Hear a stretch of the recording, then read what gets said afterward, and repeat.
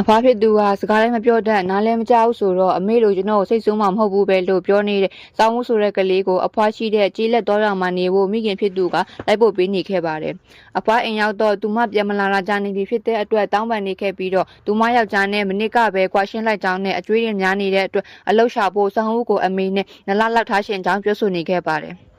်စာဝူကအမေရဲ့မြေဖြစ်ကြောင်းနဲ့သူတယောက်ထဲလဲနေတတ်ပြီးတော့ဘဒုကိုမဒုက္ခမပေးဘူးလို့ပြောနေပြီးမြစာဝူကတော့အဖွားဖက်နဲ့ပေါ်သေးပေါက်ချပေးနေခဲ့ပါတယ်အဖွားဖြစ်သူကခေါင်းပုတ်ပေးနေပေမဲ့ညစ်ပတ်တယ်ဆိုပြီးပြန်ပြောနေခဲ့ပါတယ်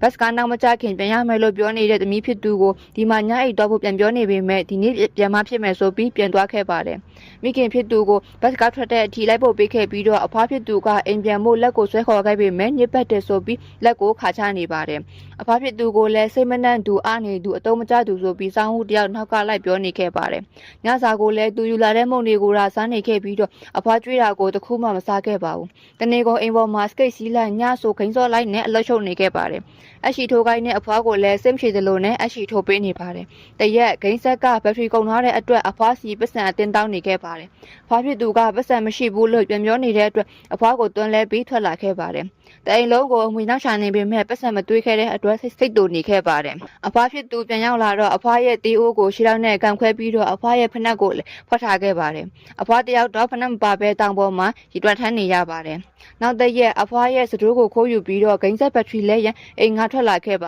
တယ်တော့ရဘက်ဖြစ်တဲ့အတွက်ဂိမ်းဆက်နဲ့ကိုင်းမဲ့ဘက်ထရီကိုရှာမြန်ဖြစ်နေခဲ့ပါတယ်အိမ်နဲ့တော်တော်ဝေးကိုရောက်နေတဲ့အတွက်အင်ပြန်လန်းကိုမမှတ်မိပဲနေခဲ့ပါတယ်အဖွားတို့ရွာကအဖိုးတယောက်ကအိမ်နာအထိလိုက်ဖို့ပေးခဲ့ပါတယ်နောက်တစ်နေ့အဖွားဖြစ်သူကပါစားရှင်လဲလို့မင်းနေတဲ့အတွက်စောင်းဦးကပီဇာဟမ်ဘာဂါနဲ့ KFC တက်ကြော်စားခြင်းကြောင်းကိုပြန်ပြောနေခဲ့ပေမဲ့အဖွားကတော့စက်သားစားခြင်းနဲ့အထင်နဲ့စိုက်ပျိုးထားတာတွေကိုမြို့မှာတွားရောက်ပြီးအပြန်ကြားစက်တကောင်ဝယ်လာခဲ့ပါတယ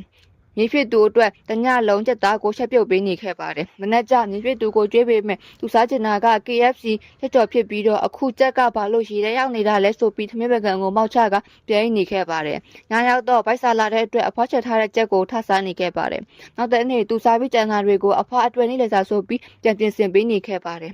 ်နောက်တဲ့နေ့အဖွားဖြစ်သူနဲ့အတူမြို့ကိုရွှေပြုံတီးနဲ့တခြားပစ္စည်းတွေရောင်းဖို့ဘတ်စကားစီးပြီးထွက်လာခဲ့ပါတယ်အဖွားဖြစ်သူဈေးရောက်နေတာကိုကြည့်ရင်ဆောင်ဝူတယောက်စိတ်မကောင်းဖြစ်နေခဲ့ပါတယ်အဖွားဈေးရောင်းပြီးရလာတဲ့ပတ်စံကိုသူ့အတွက်ဖနက်နဲ့ပဲခောက်ဆွဲဝယ်ကျွေးခဲ့ပါတယ်အပြန်ကားပေါ်ရောက်မှသူ့မိစားချင်းနဲ့ချိုကိုပိုင်းမုံကိုတငယ်ချင်းဖြစ်သူဆိုင်စင်းဝယ်ပေးခဲ့ပါတယ်ဒီနေ့သူတယောက်တည်းရှိနေတဲ့အတွက်ပတ်စံမယူပဲမုံအပိုးတွေကိုဘာထည့်ပေးနေခဲ့ပါတယ်သူမကဒူးနာနေတဲ့အတွက်မလာနိုင်ပေမဲ့နောက်နေ့လည်းအမြဲတမ်းဝင်လာဖို့နဲ့သူမတို့တယောက်နဲ့တယောက်မသေးခင်အမြဲတမ်းတွေ့ကြမယ်ဆိုပြီးပြောနေခဲ့ပါတယ်မြေရအတွက်ချိုကိုပိုင်းမုံကိုကားပေါ်အထီးပို့ပေးခဲ့ပြီးအဖွားကတော့မြို့မှာကျန်တဲ့ပစ္စည်းတွေရောင်းဖို့နေခဲ့ပါတယ်နောက်တရက်အဖွားကိုဘတ်စကားရက်တဲ့နေရာအထိတွားကြိုခဲ့ပြီးတော့ဘာလို့အခုမှလာတာလဲဆိုပြီးသူစားဖို့ကြံနေတဲ့မုတ်တကူကိုအဖွားရဲ့အိတ်ထဲထည့်ပေးနေခဲ့ပါတယ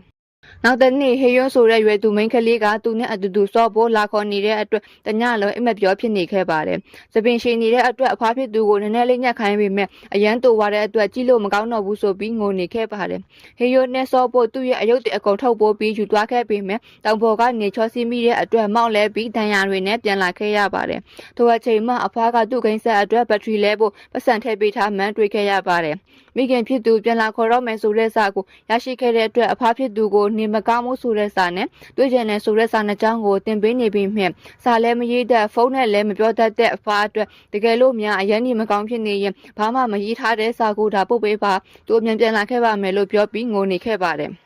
်အဖွားအတွက်တညလုံးအတိုင်တွေကိုလည်းအရှိထည့်ပေးနေခဲ့ပါတယ်။နောက်တဲ့နေ့ဘတ်စကားစောက်နေရင်သူတို့မကြလာလဲပါမယ်ဆိုတဲ့သမီးဖြစ်သူရဲ့စကားကိုခေါင်းကျင်းနေပြီးမြဲမိဖြစ်သူကိုရာကြည့်နေခဲ့ပါတယ်။ဘတ်စကတ်လက်ခံနီးမှအဖားဖြစ်သူအတွက်သူတညလုံးမအိပ်ဖက်ပြုတ်ထားတဲ့အဖားပုံနဲ့နေမကောင်းမှုတတိရတယ်ဆိုတဲ့စကားလုံးတွေရေးထားတဲ့စာကိုလက်ဆောင်ပေးခဲ့ပါတယ်။စောင်းဦးကမြို့ကိုအမေနဲ့လိုက်သွားခဲ့ပြီးတော့အဖားကတော့ရွာမှာတယောက်တည်းကြံနေခဲ့ပါတယ်။တာရှိမြေနည်းဆိုတဲ့စကားအတိုင်းဒီဇက်ကားထဲမှာတော့အဖွားကမြေပေါ်ထားရှိတဲ့ချစ်ရှင်မြတ်တာနဲ့အဖွားရဲ့ချစ်ရှင်မြတ်တာကြောင့်ပြောင်းလဲသွားတဲ့မြေအကြောင်းကိုတွေ့မြင်ရမှာပဲဖြစ်ပါတယ်။ဒီဇက်ကားနဲ့ပတ်သက်ပြီးငငယ်ကအဖွားနဲ့ပတ်သက်တဲ့အမတ်တရားတွေရှိရင်လည်းညှဝေပေးခဲ့ပါအောင်နော်။